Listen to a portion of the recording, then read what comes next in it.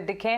कल एकाएक आपात जो आरबीआई की मॉनेटरी पॉलिसी कमेटी की बैठक के बाद ऐलान आता हुआ दिखा। 40 बेसिस पॉइंट्स की बढ़ोतरी रेट हाइक्स होते हुए यहां पर देखने को मिले और अचानक जो रेट हाइक्स होते हुए दिखे उसका एक इम्पैक्ट तभी के तभी भारतीय बाजार पर पड़ता देखने को मिला।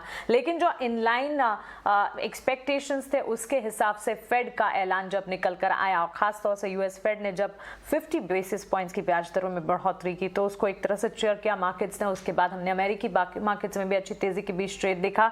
एशियाई बाजार की शुरुआत भी जो है काफी अच्छी होती हुई दिखी। खास तौर से ध्यान रखिए 2 दशक में पहली दफा ऐसा हुआ है कि फेड दरों में सबसे बड़ी बढ़ोतरी यहां पर देखने को मिली है। Of course expectation 75 basis points के भी थे, लेकिन यहां पर जेरोम पावेल ने सीधे तौर पर यह बताया कि 75 बेसिस पॉइंट्स की बढ़ोतरी के विचार वो बिल्कुल नहीं कर रहे हैं। ये जरूर है कि पॉसिबिलिटीज आगे नजर आएंगी कि फेड को कुछ हद तक पॉलिसी को रेस्ट्रिक्टिव लेवल्स पर जाते हुए या ले जाते हुए देखना पड़ेगा, क्योंकि नीड ऑफ द आवर जब देखने को मिलेगी तो यहाँ पर फेड इंटरेस्ट रेट्स को लेकर और ज्यादा अग्रेसिव होते हुए दिख सकते हैं। लेकिन फिलहाल इनलाइन जो एक्सपेक्टेशंस थे उसके मुताबिक जब डेटा निकलकर ब्याज दरों में ऐलान जब निकलकर यूएस फेड का फैसला आया तो उसका एक इम्पैक्ट था जो कि पॉजिटिव ही मार्केट्स पर देखना हुआ। देखना यह भी है कि इसका भारतीय बाजार पर कैसा इम्पैक्ट होगा, क्योंकि 2 चीजें हैं।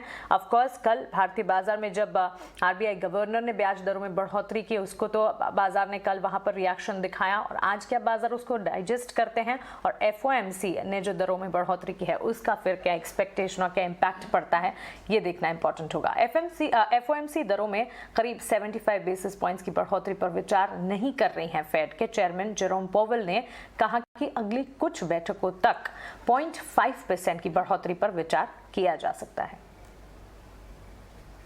The implications of Russia's invasion of Ukraine for the U.S. economy are highly uncertain. In addition to the direct effects from higher global oil and commodity prices, the invasion and related events may restrain economic activity abroad and further disrupt supply chains, which would create spillovers to the U.S. economy through trade and other channels. The volatility in the financial markets, particularly if sustained, could also act to tighten credit conditions and affect the real economy. Making appropriate monetary policy in this environment requires a recognition that the economy often evolves in unexpected ways. We will need to be nimble in responding to incoming data and the evolving outlook. And we will strive to avoid adding uncertainty to what is already an extraordinarily challenging and uncertain moment.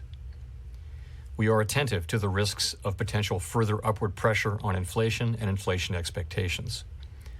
The committee is determined to take the measures necessary to restore price stability. The American economy is very strong and well positioned to handle tighter monetary policy. The expectation is still that inflation will begin to come down in the second half of the year, but if you look at where I read the SEP headline median, we still expect inflation to be high this year, lower than last year. And then we expect, though, particularly with the effects of the war, but also the data we've seen so far this year, we expect inflation to remain high through the middle of the year, begin to come down, and then come down more sharply next year.